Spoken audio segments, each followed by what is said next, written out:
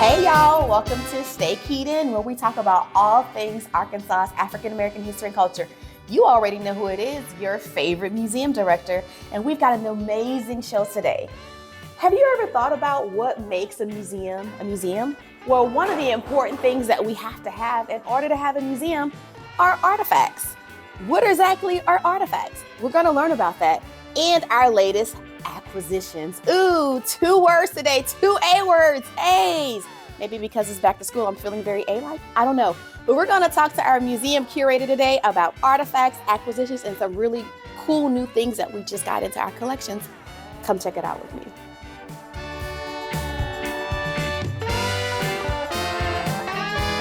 Today's Keyed In is brought to you by the letters A and A. I feel like it's the back to school edition with our amazing curator, Courtney.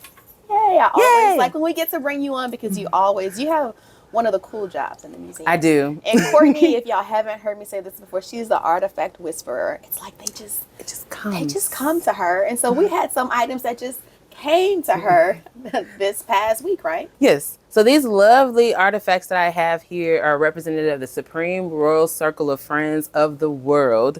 And like he said, these artifacts literally walked into the museum on Friday and they were looking for a new home. They were looking to be rehomed. Yes, they were looking to be preserved and put on display for the public to see. So I'm very honored to be able to be the recipient of these items, especially since we only have about 3 items that are associated with this organization, wow, which is very similar to the MTA organization. They're offering, burial insurance and hospital certificates as well.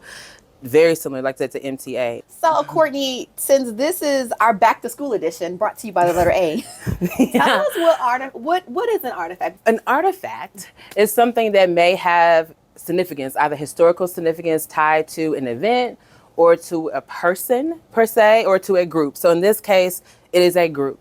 And this group was very prominent in Arkansas. It was founded in 1909. And very similar, like I said, to MTA, they also went through a time where the organization went into decline. Yeah. And so even before the owners of these documents, before they were able to take advantage of the burial insurance, the organization went under. Wow. So we still have their documentation where they paid their expenses for the burials, where they paid their dues, as well as having hospital certificates. So these members were very active, and the members are Tall and Maddie Rainey, a few of the people that are represented here. Okay, so this collection is from the Rainey family. Show us some of the pieces that's a part of the collection. Like they remind me of kind of like library cards or receipts. They do. What are these here? And so these are sort of like due cards. Okay. It tracks your dues and what you paid and each thing that you paid for. So this was in 1919. Wow. We have cards, like I said, that go from 1917 to 1925 for each of the members of this family. Wow. So the whole family had membership with the Royal Circle of Friends, which provided them insurance. Mm-hmm. And so we talk about this being a fraternal organization very similar to the Mosaic Templar that guaranteed and afforded African Americans the opportunity to live and die with dignity, which was something that was a very difficult find at that time when we saw so much discrimination in the African American community. Tell us about, you said these items walked in to you. So in my brain, I literally see these cards and items like they're walked in. So the lovely Casey Mays, she lives in North Carolina now. She had all these items. Her grandmother, who lives in Arkansas, gave her a trunk. And she said she gave her the trunk because she knew she would be the one in the family to, preserve that history and pass it on. And she has actually done a great job of a few of the items that she has, and as well as writing and compiling an extensive history of the organization. Wow. And what role her family members played in it. And so she came into the museum on Friday and said, I have all these things. And she literally pulled them out of bags and folders. And I said, whoa, the Supreme Royal Circle of Friends. So as a curator, and especially here in Mosaic, there are a few items that are key items that we want in our collection. On your wish list? Yeah, on our wish list. It's kind of hard to acquire it. Thank you so much, Ms. Mays, for donating these items. Now, you said, we talked about another word, acquisitions. That's our A. It's our A. Can you talk to us about what an acquisition actually is? So an acquisition is when someone or an organization donates, or we purchase, to say that, I don't like purchasing, or we can purchase. A lot of times when I purchase their art. Yeah. Rarely do I purchase an artifact unless it's something that I really, really, really want in the collection or really need in the collection and we don't have it. And so when I acquire something, acquire, that becomes a really big deal, because then we go through the whole process of going into the research of the artifacts, what significance they hold within African American history, as well as the significance they hold within their own organization. And so I love the Royal Circle of Friends, because now we're able to put them in context with the MTA, with the Knights of Tabor, with the Knights of Pythias as well. All these organizations that were able to provide these services within our community. Now we can put them on display for everyone to see and to learn more about them. So why is it, okay, so now you have it. It was on your wish list. So what happens next? I have another A word, and it's called accession. And so after we acquire, we must accession, which means to bring it into our collection. And so the accessioning process, believe it or not, has already begun on these artifacts. My assistant registrar has taken his time to go through quite a few of them already. And that's just documenting the condition that they're in and giving them different nomenclatures, sub-nomenclatures, that's a museum term, of what it is, like categorizing what it is. So in this case, this is a membership badge. This is a personal wear. So they would have worn it on their body, so it's considered a personal wear for their garments. So it's breaking it down to exactly what it is, creating those files, taking photographs of them so we can put them in our collection system.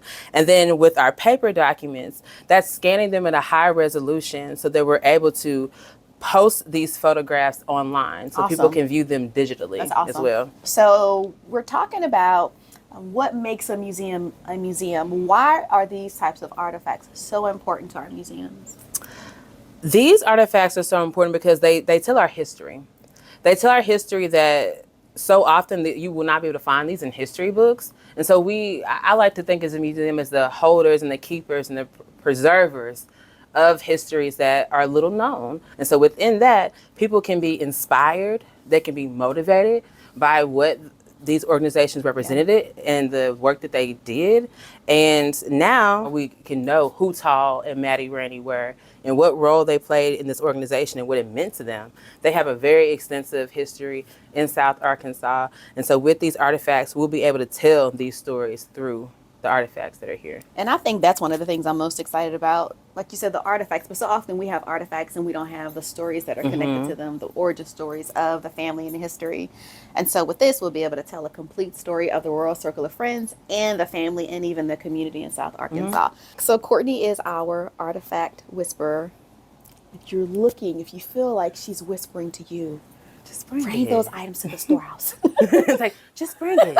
Each time I come out, I get new things. Like, just bring them. Yeah. It's all coming to me. Yeah. It's all coming to me. And we take good care of it. Courtney takes good care of it. Her team takes great care of it. And it's just another step in making our museum the world-class national museum Nationally of accredited history and culture that we do here. And so thank you, Courtney, for sharing your newest acquisition with us. My pleasure.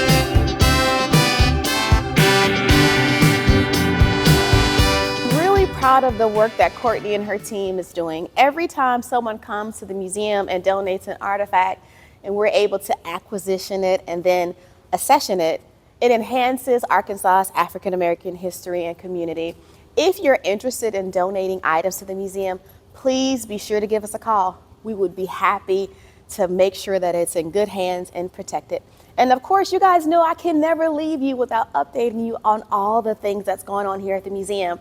Speaking of this amazing space, you guys know we have been talking about the ongoing transformation here, and now the walls are down and it is one big box. But that box won't be this way for long. We are in the middle of continuously transitioning and doing construction work into our whole new renovated space just for you. Our 14015 project, Same Mission, New Vision, is right on track, and we can't wait to share it with you upcoming this winter, so make sure you continue to stay keyed in about that. Also, summertime is almost over and fall will be here soon. Our annual museum is coming up. Make sure you continue to stay locked into our social media and our website for more details on that.